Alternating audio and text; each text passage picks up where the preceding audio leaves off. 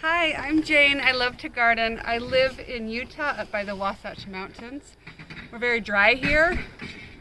This is an experiment that I have done. I showed you a couple videos on it of doing cuttings indoors. I'm about to open it up.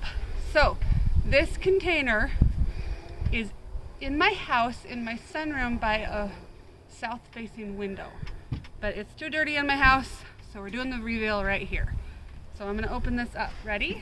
I don't know if there's lots of rot. I don't know if we have any growth. It might all be dead. I'm not sure. So come on in close. Here we go. Taking this part off.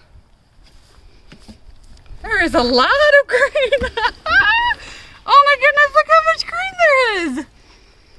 Okay, I've never had this much success with roses before. We also have over here, look at this guy. He is a goner. He didn't like his life. So bye-bye. This one didn't like, oh my gosh, what do we do in this instance? Huh. This guy is like dead, and these are new growth. What would you guys do? This looks like a dahlia, doesn't it? Okay, so we're gonna do like, oh, watch me. Okay, it's a cutting now, I think. Oh, I hope I didn't kill the whole thing. Okay, we're gonna take those and put them back in the soil. Would you cover these or would you leave them out? I don't even know what to do with these. Okay, we're gonna stick them back in. That looks like a dahlia to me, doesn't it? We're just gonna put them back in the soil. Don't die. Don't die. Hey, we got the same type of thing going on here. This looks like a dahlia. The dahlias, these parts of the dahlias did not like this experiment. But then we got some offshoots. That's new. Okay, the roses are looking amazing. I'm so excited. This one looks like a wash. What do you guys think? The entire thing looks dead to me. So I'm tossing all that. Hello. So our camera died, so you didn't see the real emotion of me actually seeing this. But look, it's so exciting. Oh my gosh, it's so cool.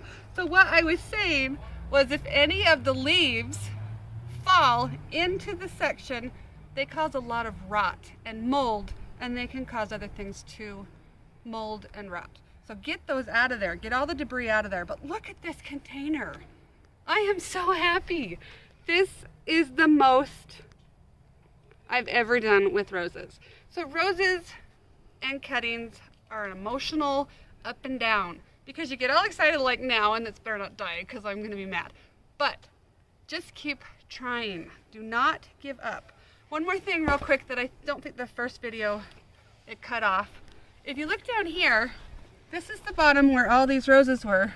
There's quite a bit of liquid still in here.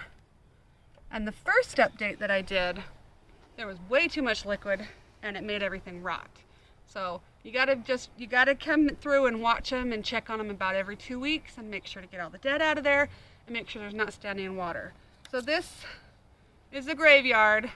We're gonna say goodbye to those and we're gonna dump the rest of this liquid because we don't want liquid, we don't want any standing liquid.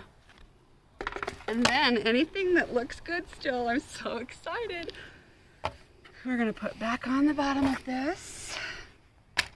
Okay, and then we're gonna get the lid.